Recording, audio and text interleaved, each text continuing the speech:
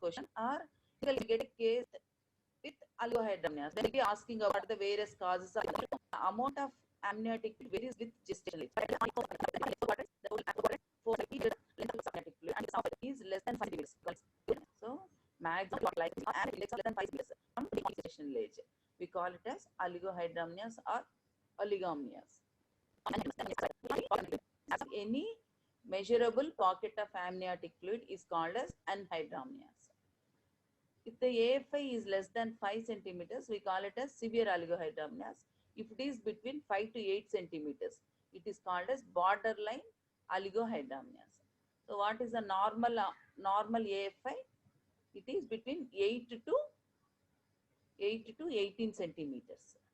From 18 to 25 centimeters, if AFI is between 18 to 25 centimeters, we call it as increased like that. If it is more than 25 centimeters, AFI more than 25 centimeters, we call it as polyhydramnios. We take single vertical pocket, deepest single vertical pocket length normally is between 2 to 8 centimeters. Less than 2 centimeters is oligohydramnios. More than 8 centimeters is polyhydramnios. You all should remember these things. Then coming to etiology of oligohydramnios and why the liquor is decreased. So it can be due to fetal causes, maternal causes, placental and membrane causes. It may be due to some drugs or sometimes iatrogenic and idiopathic causes. So fetal causes are many. If you see any case of oligohydramnios, the point of concern regarding oligohydramnios is it may be associated with fetal causes. So you have to first rule out the fetal anomalies for oligohydramnios. So what are the various fetal causes that cause oligohydramnios are fetal chromosomal abnormalities like triploidy, trisomy 18 and Turner syndrome. Then congenital anomalies and structural anomalies like amniotic band syndrome. Cardiac anomalies like tetralogy of Fallot's and septal defects. CNS anomalies like choroprosencephaly and microcephaly. Genitourinary system, these are very important, is bilateral renal agenesis, renal dysplasia, urethral obstruction, bladder extrophies. And then in case of twins, twin to twin transfusion syndrome and twin to reversal of arterial connections. Then Vactor, VACTER is if the fetus may be having multiple anomalies. You can remember it like Vactor, that is vertebral anomalies, anal anomalies, then cardiac anomalies, tracheoesophageal and renal anomalies. So whenever you see a case of oligohydramnios, there may be possibility of all these anomalies. You should search for this. You will get a question. Write the structural or congenital anomalies associated with oligohydramnios. So these are all the things. You please all of you please note down. First one is amniotic band syndrome. Then what are the cardiac anomalies associated with oligohydramnios? Tetralogy of Fallot's and septal defects like ventricular VSD, ASD, like that. Then what are the CNS anomalies, central nervous system anomalies? Choroprosencephaly, then microcephaly. Usually meningocele, open type of meningocele and meningomyelocele and encephalocele are associated with polyhydramnios. If it is open type, but if the surface is not open, it may be associated with oligohydramnios. Then chromosomal anomalies like triploidy, trisomy 18 and Turner syndrome. Then these things are new things you can note down. Cloacal dysgenesis, cystic hygroma, diaphragmatic hernia and hypothyroidism. Then genitourinary abnormalities, bilateral renal agenesis. So no urine production, so amniotic fluid is less. Then renal dysplasias, urethral obstruction, like posterior urethral valves. In the urethra at the distal region, sometimes there may be urethral valves with urethral valves. So they will cause obstruction. So though urine is produced, but that is not excreted. So there is dilatation of the bladder and pelvic-calcial system leading to hydronephrosis. Then bladder extrophy. Then Meckel-Gruber syndrome, uretropelvic junction obstruction, and prune belly syndrome. Then what are the various skeletal abnormalities associated with oligohydramnios? Serenomelia, sacral agenesis, absent radius, and facial clumping. Then as a consequence of trap and twin-to-twin transfusion syndrome and fractal, what we have told. So you please note down the congenital anomalies associated with oligohydramnios because this is not given in your textbook. So apart from these fetal chromosomal and congenital structural abnormalities, it may be associated with rupture of membranes. The patient may be having leaking of liquor, so she will present with decreased amount of amniotic fluid.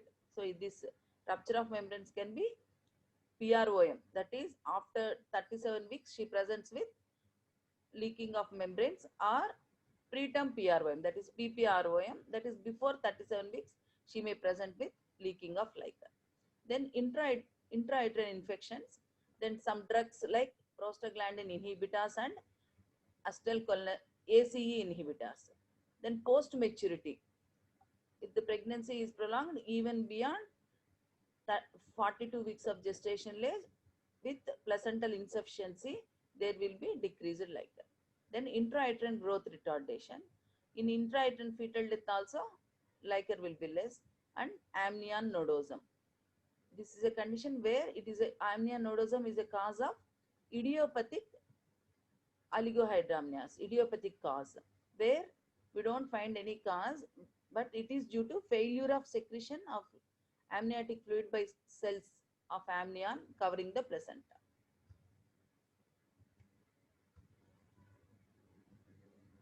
Then coming to maternal causes, you can write this PPROM, premature rupture of membranes. Then hypertensive disorders in the mother like chronic hypertension, preeclampsia, eclampsia and all. Then uteroplacental insufficiency and maternal dehydration. Maternal dehydration, she may be suffering with diarrhea, or she may be dehydrated, not adequately hydrated. Then also the amount of liquor will be reduced. Placental causes like chronic abruption. What is abruptio placenta? Premature separation of a normally situated placenta. So if it may be concealed or revealed or combined. Sometimes there will be partial separation of placenta at some point and that is not revealed and pregnancy will continue. Then it is called as chronic abruption. These patients will have oligohydramnios. Then chorionic villus sampling. If the patient has undergone chorionic villus sampling, she may develop oligohydramnios in later. Then twin-to-twin transfusion syndrome. Then idiopathic causes is amniotic nodosum. Then drugs like prostaglandin synthetase inhibitors, that is indomethacin, and ACE inhibitors, captopril. So in pregnancy, for control of hypertension, we don't use ACE inhibitors. And where do you use this indomethacin? For premature, this indomethacin, if it is given, it will cause premature closure of ductus arteriosus, and also this will reduce the amniotic fluid quantity. So for treatment of polyhydramnios, this indomethacin will be used. Then iatrogenic causes like invasive procedures like amniocentesis and chorionic villus sampling. So you can see this in this etiology, these may be overlapping, but you remember to write it under 6 headings, that is fetal causes, maternal causes, placental and membrane causes, then drug induced drugs, then iatrogenic causes and idiopathic causes. Coming to diagnosis, the patient presents with, she may present with decreased perception of fetal movements because as the liquor is less, the baby won't have the space to move. So the mother may present with the symptom of decreased perception of fetal movements. So on perabdominal examination, in general examination and other systemic examination, you may find the cause for this oligohydramnios. Like she may be a case of preeclampsia or hypertensive disorders, or she may be having the complaint of leaking of liquor. So we may find those things. Find the etiology for oligohydramnios. On examination, height of the uterus will be less than the period of gestation age. So what are the causes for height of the uterus less than period of gestation age? You please type text in the chat box.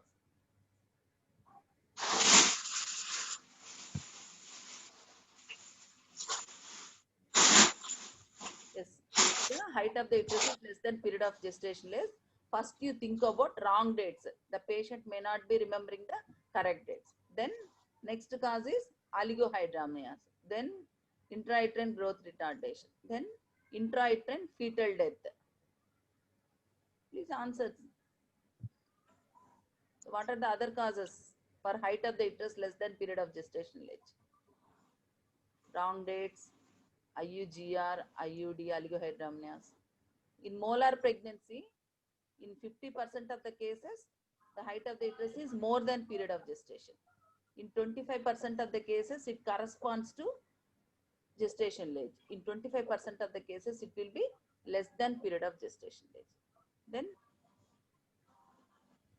in transverse lie, the transverse lie, the height of the uterus appears less than period of gestation. You all should remember what are the causes for height of the uterus more than period of gestation age, and what are the causes for height of the uterus less than period of gestation age. Then on examination also, less fetal movements are palpable and uterus feels full of fetus, because as the liquor is less, the whole uterus feels like full of fetus. Then malpresentations are more common, like breech presentation is more common, because as the amount of liquor is less, the baby won't have the space to move around. So malpresentations are more common, and it may be associated IUGR we may find.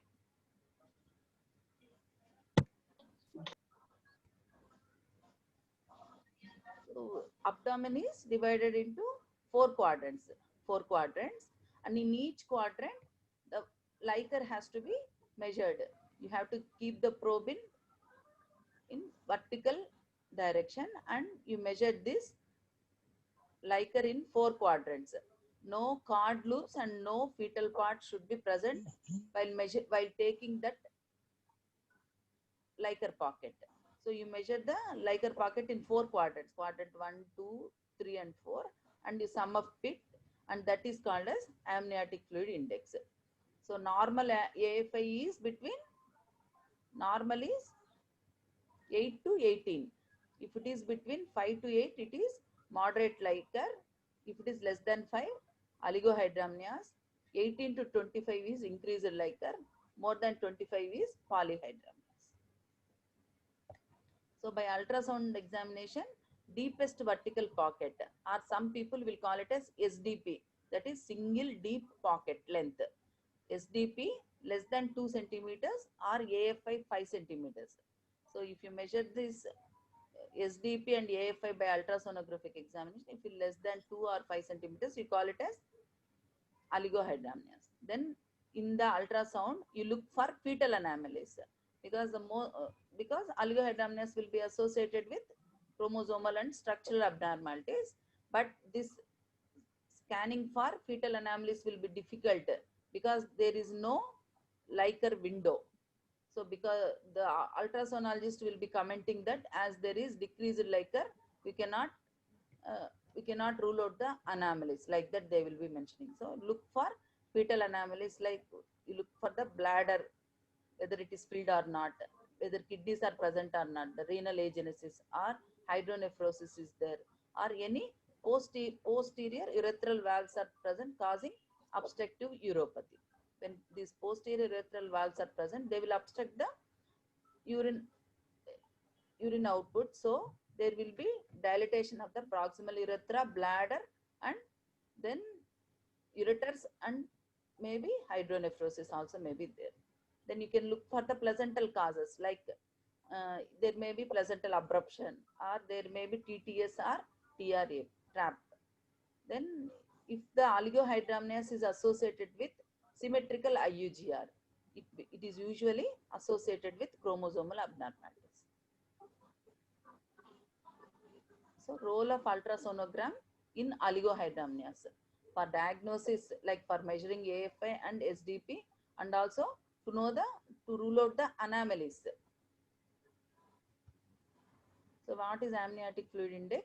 Uterus is divided into 4 quadrants. The transducer must be kept in vertical plane.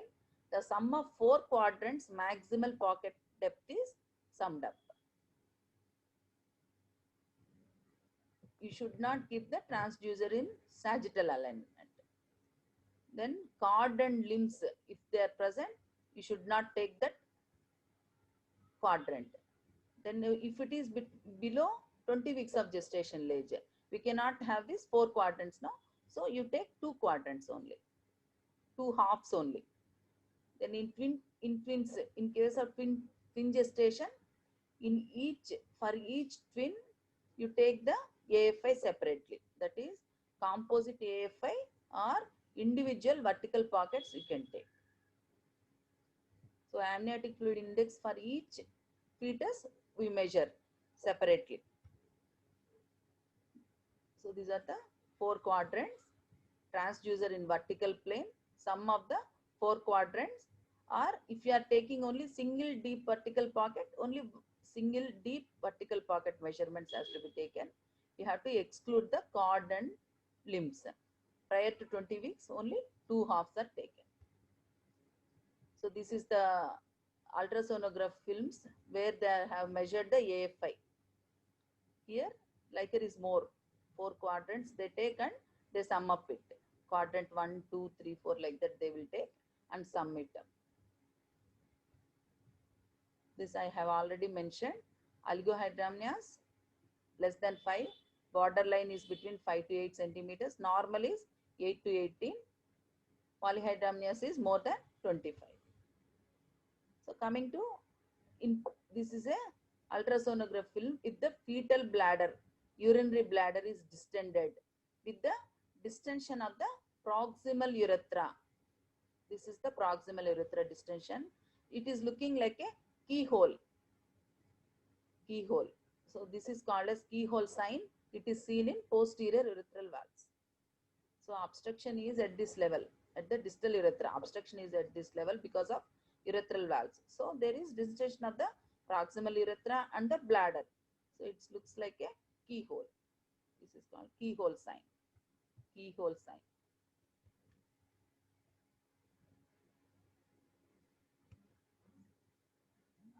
So coming to complications of oligohydramnios. It may end up with abortions, or the baby may develop deformities due to intraamniotic adhesions, like the baby may have deformity of the skull, wry neck, then club foot, and amputation of the limbs and digits. Because less liquor is there, baby will be in a compressed space.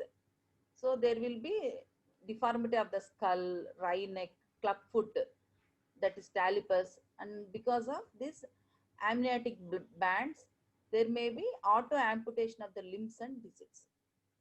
Then baby is at risk of developing fetal pulmonary hypoplasia because of less fluid in the lungs. The particularly if the oligohydramnios is developing before 24 weeks of gestation age, pulmonary hypoplasia is very common. And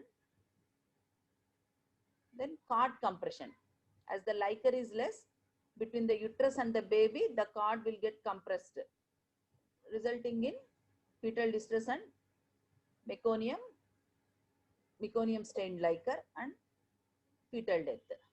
So if you take the CTG, if you take the recordings of CTG, there will be variable decelerations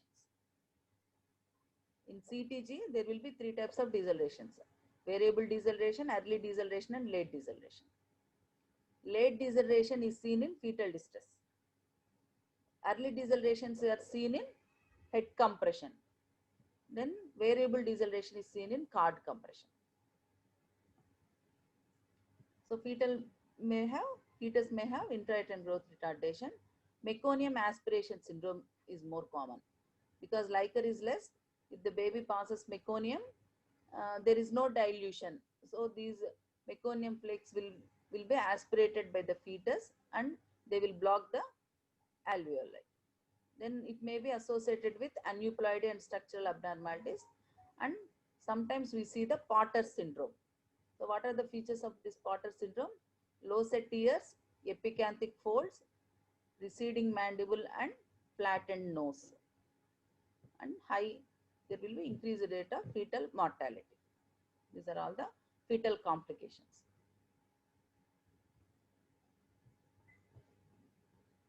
If the baby is having bilateral renal agenesis or bilateral multicystic dysplastic kidneys, that is renal agenesis or renal dysplasia, there will be decreased fetal urine excretion resulting in oligohydramnios causing cord compression. Potter's face means low set ears, then beaked nose, prominent epicanthal folds and downward slant of ears. The distance between the inner margins of the eyes is also widened. Because of oligohydramnios, there may be pulmonary hypoplasia and causing respiratory failure and limb deformities like talipes, wry neck. These may be there in oligohydramnios. So what is this condition? What is this? Can anybody comment?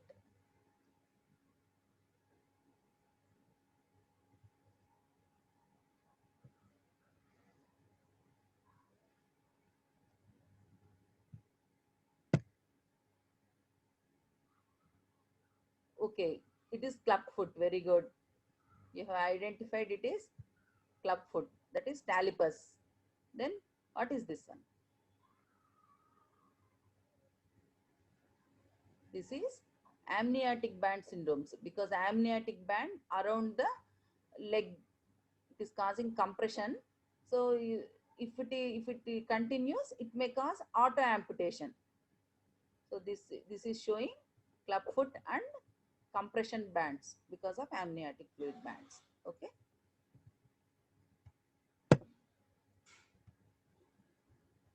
So this is how this amniotic fluid bands looks in ultrasonogram.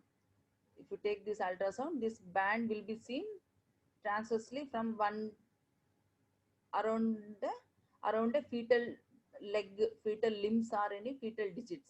This is how it looks. So Potter syndrome, how to remember this mnemonic is: P stands for pulmonary hypoplasia, O is oligohydramnios, T is twisted skin, that is skin is wrinkled. This is the picture where skin is wrinkled. Then twisted face, that is called as Potter's face. This is because of compression of the baby in utero, because less space is available. Then extremities defects, E is extremities defects, R is renal agenesis. So Potter syndrome, P is pulmonary hypoplasia, O is oligohydramnios, twisted skin, twisted face, E is extremities defects, that is talipes or clubfoot, R is renal agenesis.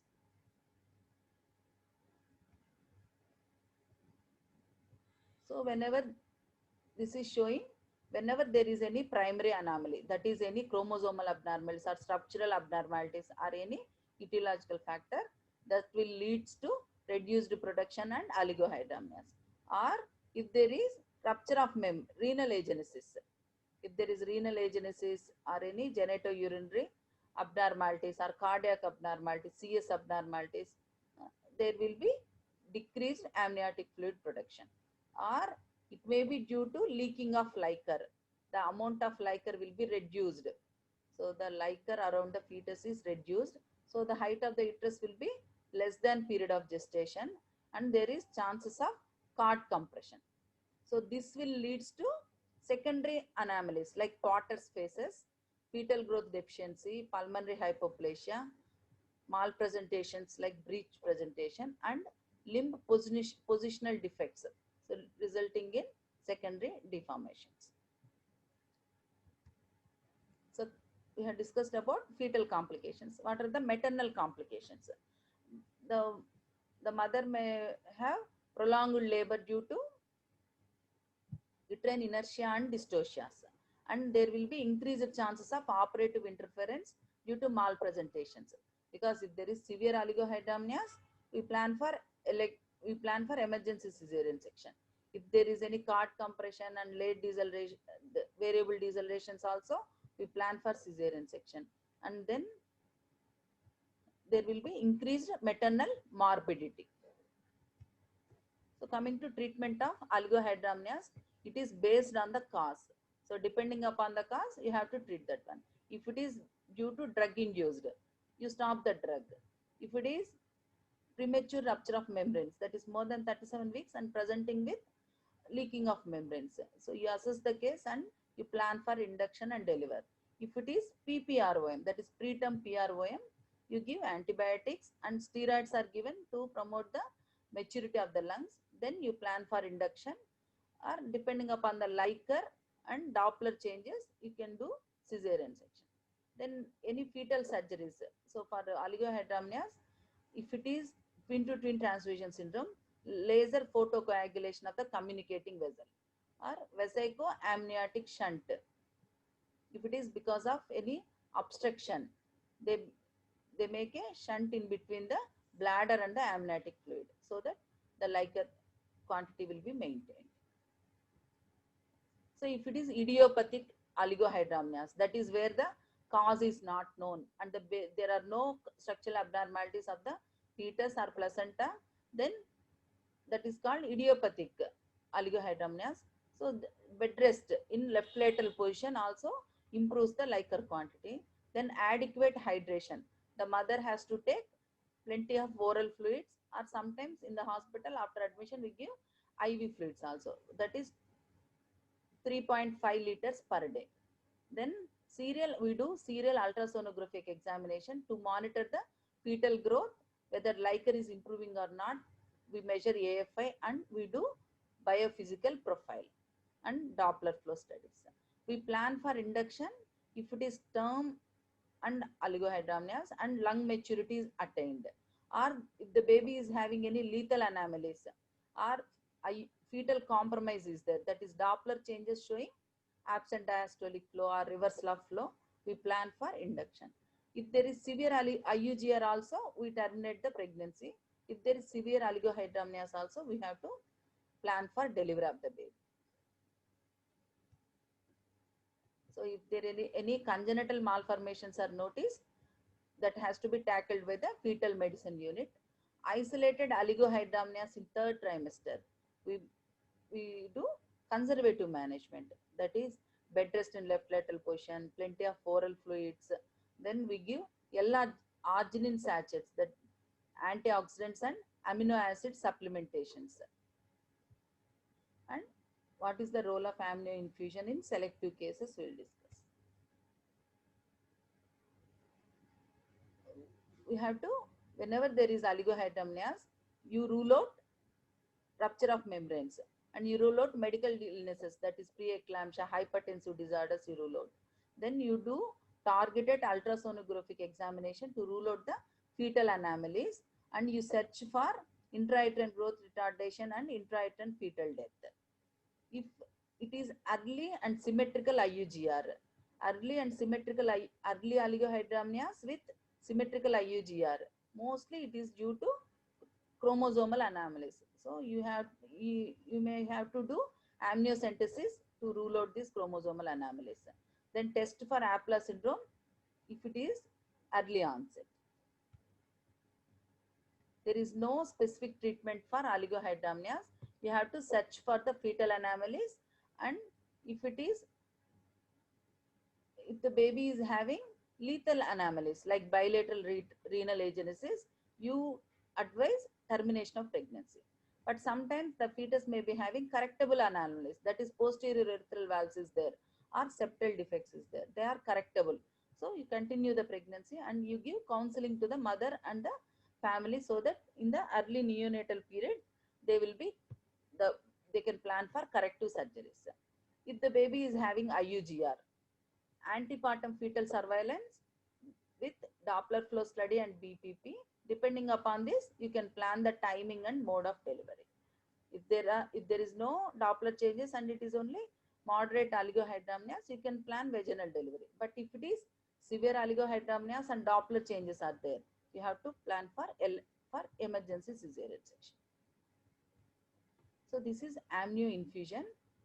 We take normal saline, which is lukewarm, and after rupture of the membranes. If it is a case of oligohydramnios, patient is in labor and decreased quantity is there. So you give amnio infusion through this extra amniotically you give. So this amnio infusion will decrease the cord compression, and any meconium passes is there, it will dilute the meconium passes. And as the fluid is there, there will not be any dry labor. The patient won't go into dry labor and the baby can be delivered, slips.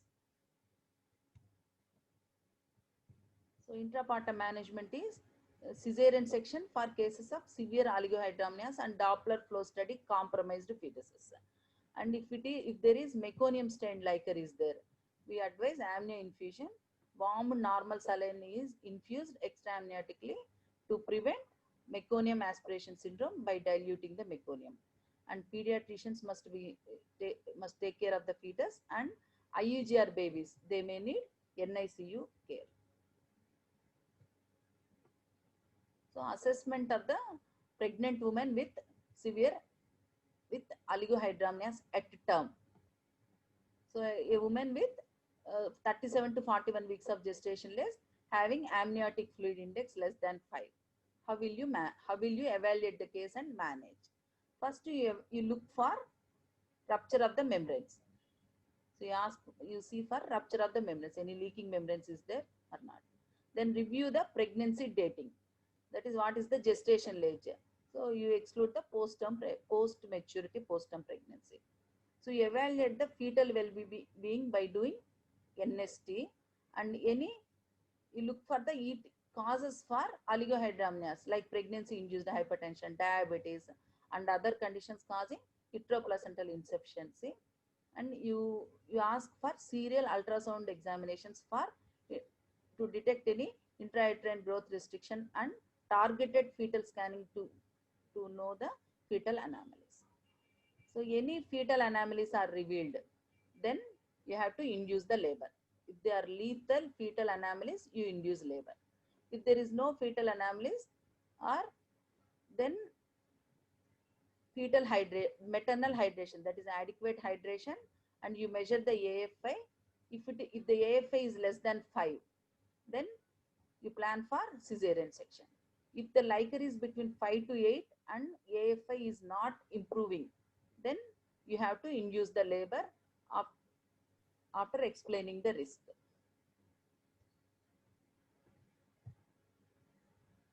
So this is about oligohydramnios. You may get a 4 marks question regarding this, and clinical cases. If you get a case that is primary with 38 weeks of gestation age with oligohydramnios, how will you evaluate? What are the investigations and ultrasonogram, and what is the treatment you give, and what is the role of amnio infusion? Like that, you may get the questions. Okay, thank you.